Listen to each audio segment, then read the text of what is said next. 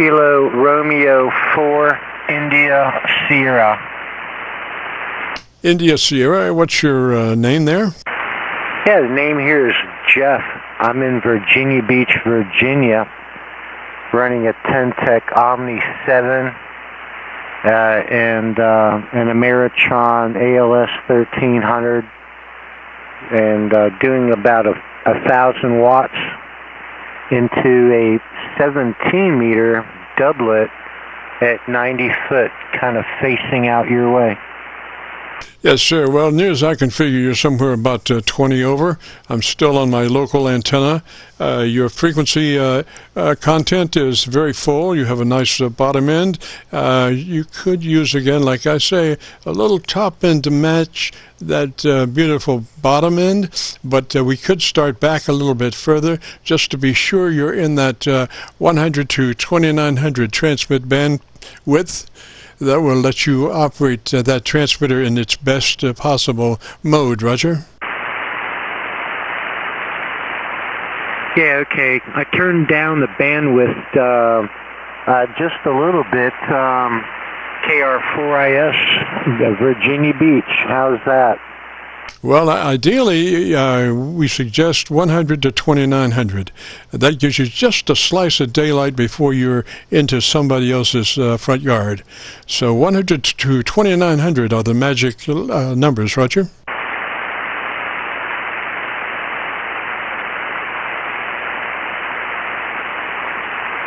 Well, it doesn't give me 2900.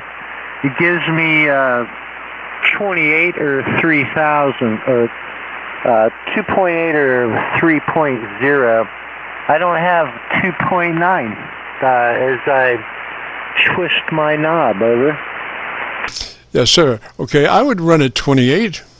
Is that 100 to 2800 or 200 to 2800? And explain that again. Okay, is it 200 to 2800? Is that what it is now?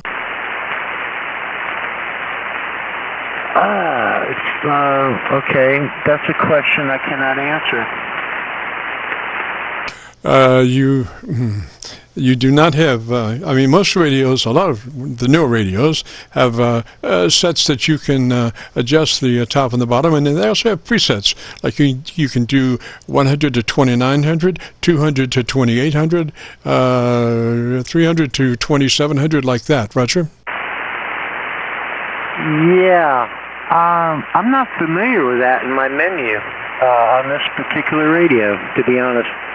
I mostly do CW with this OMNI-7, and I get up here every once in a while and do some sideband. Typically, I run it, and it doesn't. I can't. Maybe it does give me a range, but I typically run it 2800 or 3000, 2.8 or 3.0. But I guess I'm not understanding what's going on here. I've been a ham nearly 50 years, but yeah, it's just the way I roll. I'm a CW guy. Yes, sir. Well, you were talking about you had a setting that was 2800, so 2800 would do well if you want to slip it in that.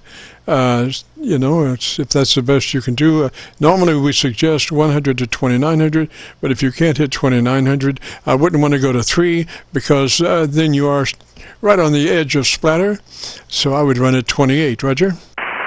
Yeah, Roger. Yeah, I'm at 3 right now. So, looking on your scope and everything, I guess I'm kind of splattering around a little bit at 3000. Would that be correct? Well, like I say, I suggest 2900. That would be my suggestion. You can, you obviously can run it any way you want or any way you have to run it, but 100 to 2900 would be my preference to set it up. Roger? Yeah, Roger that. And this is where I typically keep it at. So It's all good. Thank you for coming back to me. And I just happened to get home early from work and turned the radio on and tuned around and heard you out there. And was intrigued with the last couple of contacts you had. So thank you for the input. Other than my bandwidth, does my audio sound good?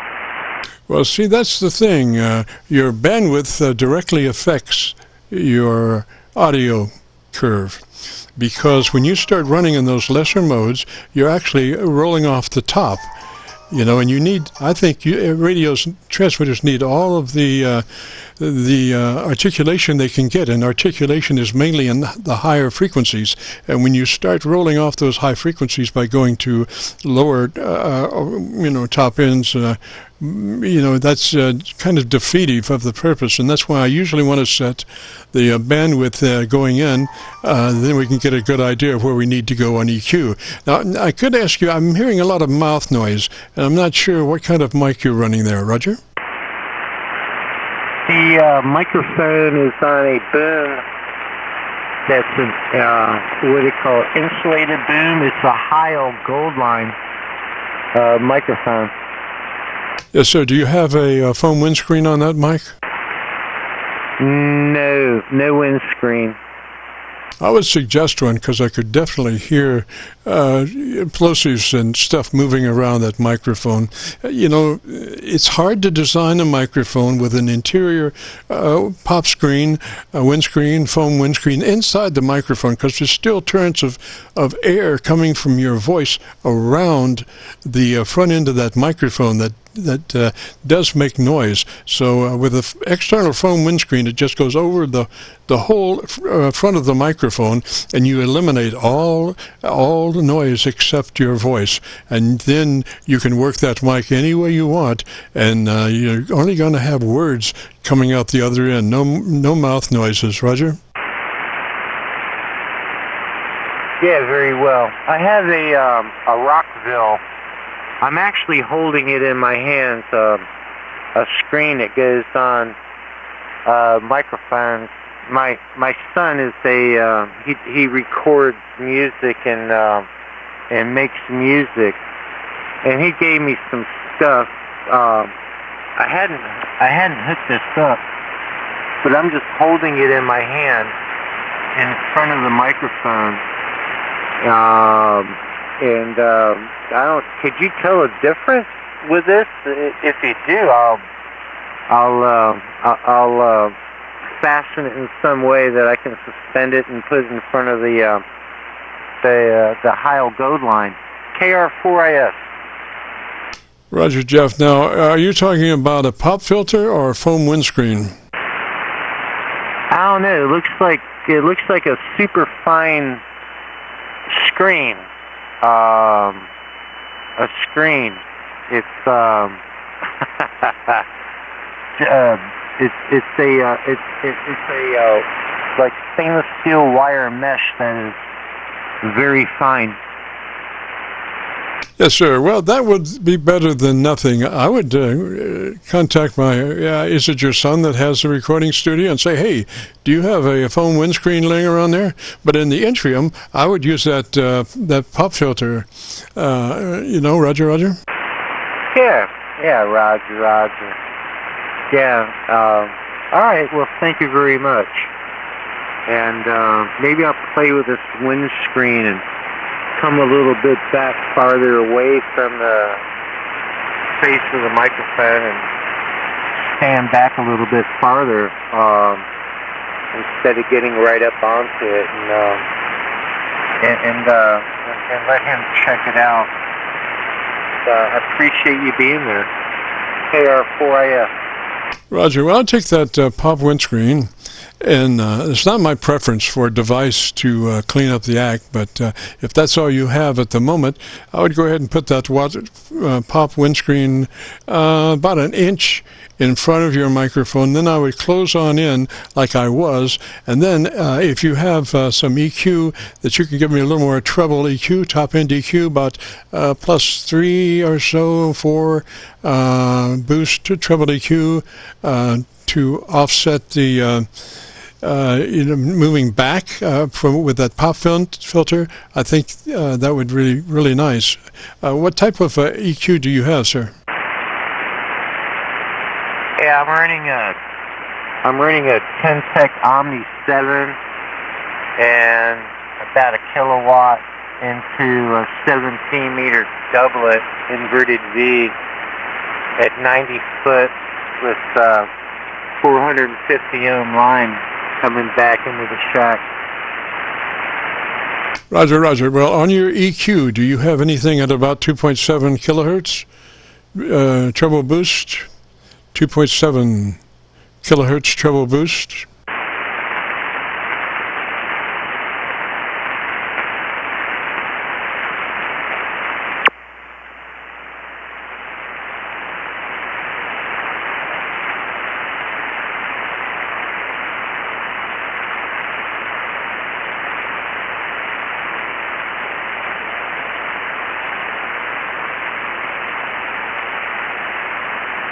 Hello, hello.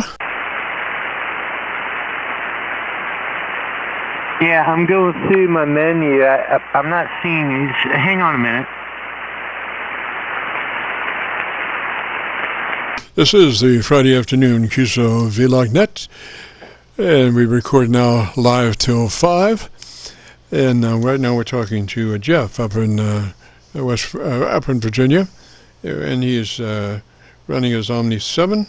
And we're looking to find out about some EQ there.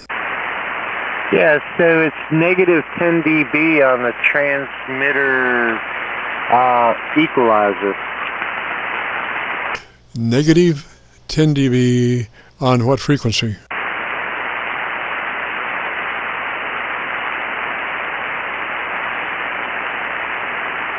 That it doesn't say. But I understand your question, but it doesn't display that. Does it display adjustments for an equalizer? Like an equalizer would be a 10-band third octave equalizer, 3-band, 2-band, whatever?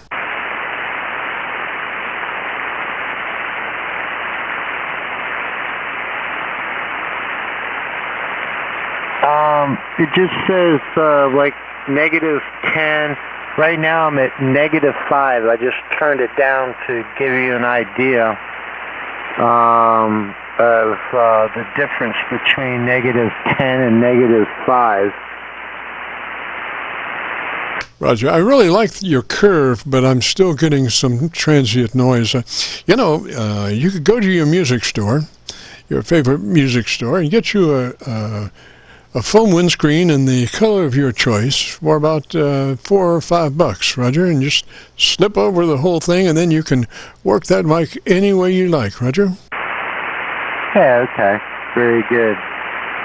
So my audio is kind of popping, if you will. It's you hear the hisses and the background noise and pops and whatnot from my voice. I think I understand what you're saying. Well, it's not really the popping. It's not that bad, but there is mouth noise, kind of like chewing on a hot dog as you're talking. Not really pops or stuff, but just mouth noises in general. And that's what a foam windscreen will take out. It's all that little stuff that distracts from the words that you're saying. That's very interesting. All right. Well, actually, I do have that kind of stuff around here, and I'll let you carry on with somebody else, and I'm gonna dig up some sort of a windscreen of sorts to go over top of this Heil Gold line. Yes, sir. Yes, sir. Foam windscreen. That's what I suggest. And if you get a chance to maybe check back in, and we can pick up from where we left off. I'd like to get you with a little more top end. You're not quite as articulated as I would like, and it all revolves around upper frequency pushes, like at that 2.7 frequency we're talking about 3 or 4 clicks boost from where you are, and a width of 4 if you get a chance, and then check back and we'll see how you are. Between now and then, if you, if you would like, I'd just to tell you about we are recording and we'll be posting it up on YouTube. So if you go to YouTube, do a call letter search, KC9VKV, followed by the word logbook. That will take you to this recording, Roger. Oh, yeah, that's awesome. I just turned it down to -3 on this thing. -3 on the equalizer, transmit equalizer. And you still say the same thing. I need go ahead and get me a cover, if you will, for the microphone. Yes, sir. Foam windscreen for the microphone, and about 3 clicks boost, treble EQ at 2.7 kilohertz or so. All right, I will do some research and find that. I know I've got a couple around here. As I said earlier, my son's a recording guy. Thank you very much for your time, and thank you for being there.